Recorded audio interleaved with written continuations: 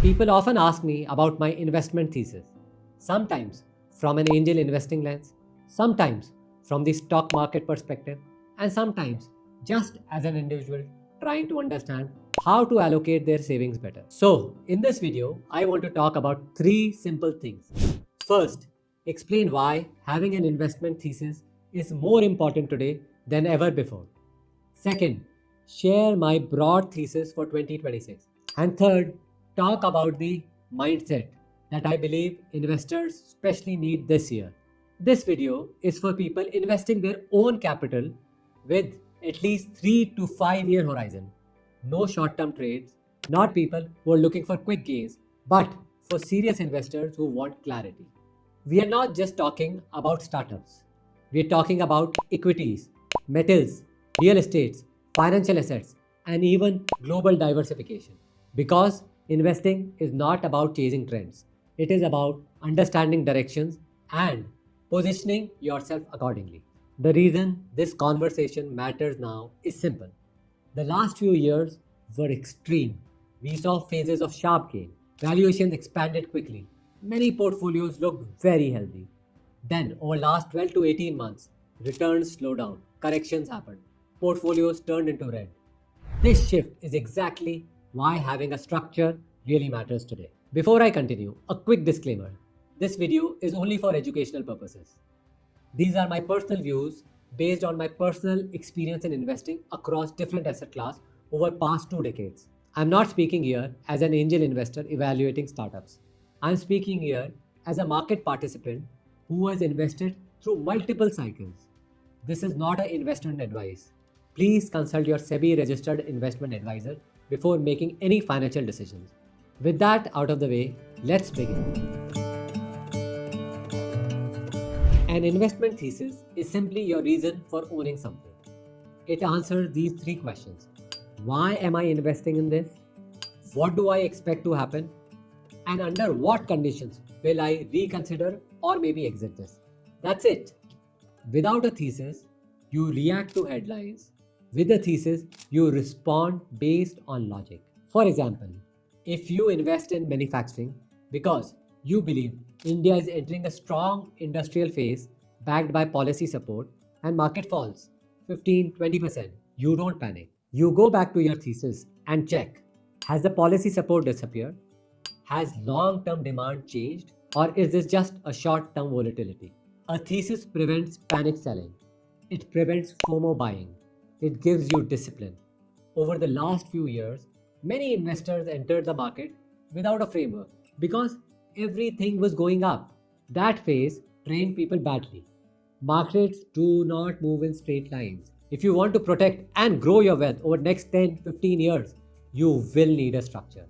And one important clarification, an investment thesis is for long-term capital, not emergency funds. Not money you may need within next 4, 5, 6 months. This is the capital you are willing to allocate for at least next 3, 4, 5 years. You should always have this in mind. Now let me share my broad thinking for 2026. My approach is top-down, not bottom-up. I don't start with which stock to buy. I start with where is the world heading? Where is India heading? Where is the policy support flowing? Capital flows where the policy flows, and business grows where the capital flows.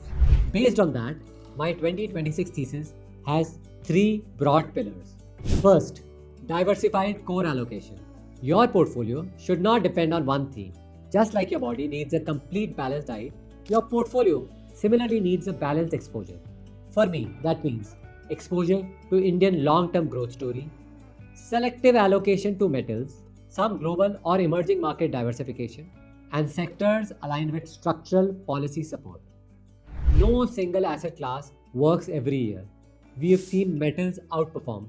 We have seen real estate surge. We have seen equities correct. 2026 is not about going all in on one idea. It should be a structured allocation. Second, follow macro and policy direction. I strongly believe investments should be guided by macro principles. If you are investing in India, ask a simple question. Where is the government spending? Where are the incentives being directed? What industries are being structurally supported? Manufacturing is clearly a core theme. India moved from agricultural to a service economy, and now there is a visible push towards manufacturing and industrial expansion that naturally supports manufacturing linked companies, EPC players, infrastructure development, and related sectors. AI may dominate the headlines, but roads, logistics, power, and industrial capacity are physical realities. Similarly, banking and NBFCs remain structural themes. No economy grows without capital flows. Financial systems may not create overnight multi-baggers, but they create steady compounding. They are consistent compounders. The third point is metal as protection, not speculation. I believe every serious portfolio should have gold, not as a trading instrument, but as an insurance. Gold performs during geopolitical uncertainty, currency weakness, and global discomfort. It protects purchasing power. Other metals like copper or silver may benefit for industrial expansion, but they may remain part of allocation, not the entire thesis. Gold is a protection. Industrial metals are participation. That brings me to the mindset required for 2026. In my view, 2026 is not a year for excitement. It is a year for discipline.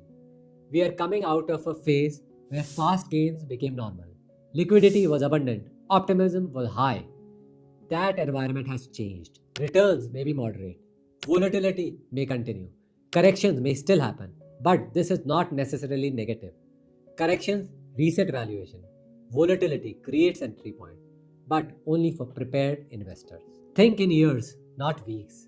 If your horizon is 3 to 5 years, short term fluctuation should not disturb you unless your original thesis is broken.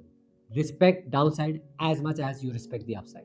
If a 20% correction makes you feel uncomfortable, your allocation may be too aggressive. When everyone is euphoric, be cautious. When everyone is fearful, be curious. Not reckless, just curious. And most importantly, stay patient. If your capital allocation is meaningful and you are unsure about structuring it, it is best to work with a qualified advisor. Not to outsource thinking, but to bring back discipline and control risk. Investing is not about being right every time, it is about being disciplined most of the time. Let me leave you with something simple. No one can perfectly time the bottom. No one can perfectly predict the top. Anyone who claims is just guessing. The real edge in investing does not come from prediction, it comes from preparation. If you know why you own what you own, if you diversify intelligently, if you respect valuations, and if you stay patient throughout cycles, you do not need perfect forecasts. You just need consistency. In my view, 2026 is not about chasing returns. It is about positioning correctly. It is about building a portfolio that can survive volatility and participate in growth. It is about aligning your investments with long term directions, not short term noise. So, instead of asking, what will the market do next? Ask yourself, does my portfolio reflect my long term thesis? That one question can change your entire investing journey. Let me know in the comments. Do you currently invest with the thesis or just based on trends? If this video helped you, think more clearly. Consider subscribing, and if you have a question, leave them in the comments below. I will see you in the next one.